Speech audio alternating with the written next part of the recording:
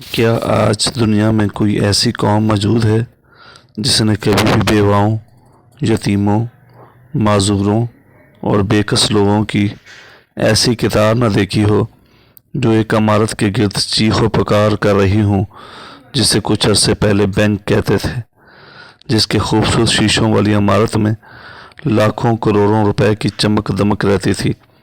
پھر ایک دن اعلان ہوا کہ اس بلند و بالا ایئر کنڈیشنز بلڈنگ کے مکین دیوالیہ ہو گئے اور لاکھوں لوگوں کی آنکھوں میں آنسو، مایوسی، سسکیاں، چیخیں اور بد دعائیں چھوڑ گئے۔ یہ موجودہ بینکنگ کا صرف ایک چہرہ ہے جس کے بارے میں آج میرے ملک کے دانشور کہہ رہے ہیں کہ اگر یہ سسٹم نہ رہا تو پورا ملک ڈوب جائے گا۔ لیکن شاید تاریخ سے ناواقف لوگ جس ملک کے سادہ لوگوں کو فریب دینے میں تو کامیاب ہو جائیں، لیکن جاننے والے جانتے ہیں کہ اس سارے بینکنگ سسٹم کا آغاز کس طرح بددیانتی، فراڈ اور استحصال سے ہوا۔ یہ وہ زمانہ تھا جب کرنسی نوٹ نہیں تھے، لوگ اپنی بچت سے سونا خریدتے تھے اور سناروں کے پاس اسے امانت رکھ دیتے اور وہ انہیں رسید لکھ دیتے کہ اس کاغذ کے عوض اتنا سونا میرے پاس موجود ہے۔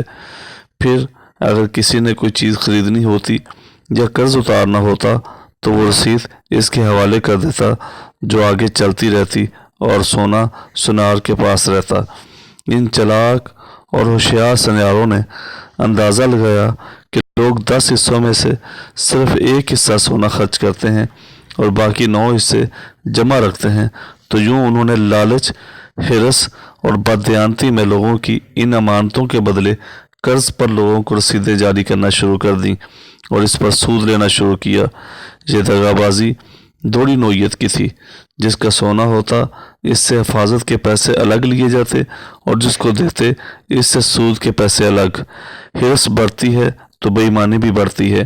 رسید کامیاب ہوئی تو 9 حصوں کے بدلے میں 90 رسیدیں بھی جاری ہوتی رہیں، یعنی وہ مال جسے نہ ان سناروں نے کمایا تھا نہ وہ ان کے ذاتی بچت تھی، ایک امانت تھی جس پر روپیہ بٹورنا شروع کیا گیا۔ اور ایک دن ایسا آیا کہ ملک کے بادشاہ، امیر، وزیر سب ان سناروں کے محتاج ہو گئے۔ ملک چلانے، جنگیں لڑنے، شادیاں کرنے کے لیے سب ان سے قرض لینے لگے اور یہ سنار اس قدر طاقتور ہو گئے کہ حکومتوں نے ان کی دغا بازی کو قانون کا درجہ دے دیا اور پھر ان کو اختیار دے دیا کہ وہ کرنسی نوٹ جاری کر سکیں۔ ادھر پوری دنیا میں صنعتی انقلاب آ رہا تھا، صنعتیں لگ رہی تھیں، چلاک سرمایہ دار کو پیسے کی ضرورت تھی اور وہ پیسہ صرف 2 جگہ تھا، سناروں کے پاس یا پھر عام غریب آدمی کے پاس تھوڑی سی بچت کی صورت میں۔ یہ عام آدمی جو پس اندازہ کرتا تو کسی دکان یا فیکٹری میں حصہ ڈالتا یا حصص خرید لیتا۔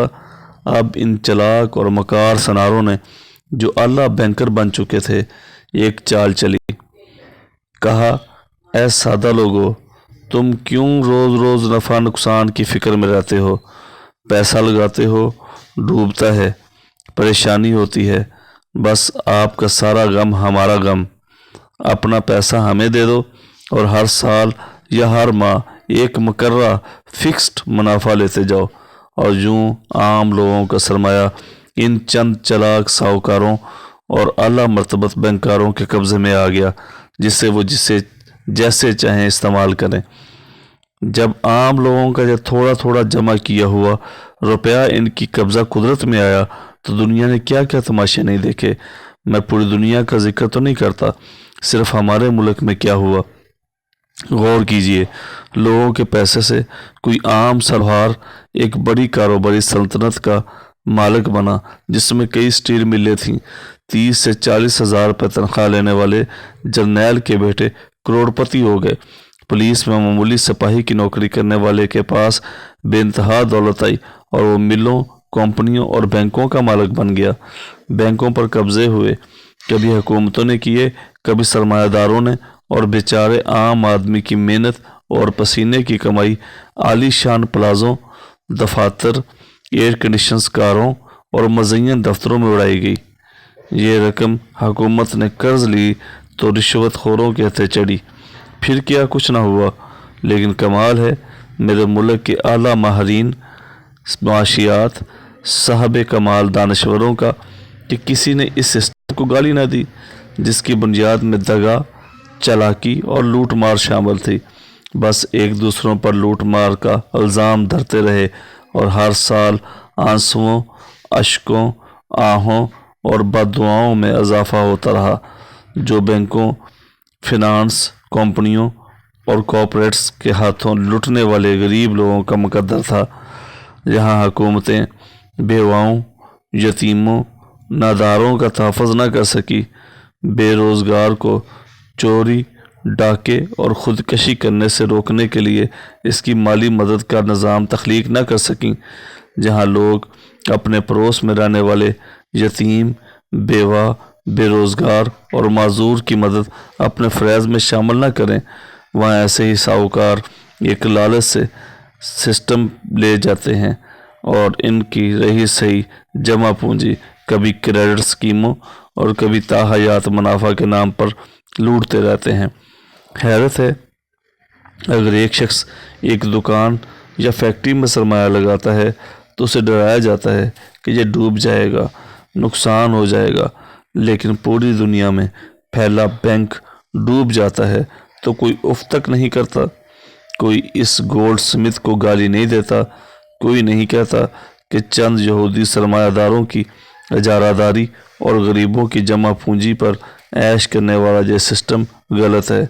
اقبال نے کہا تھا، ظاہر میں تجارت ہے، حقیقت میں جوا ہے، ظاہر میں تجارت ہے، حقیقت میں جوا ہے، سود ایک کا لاکھوں کے لیے مرگ مفاجات۔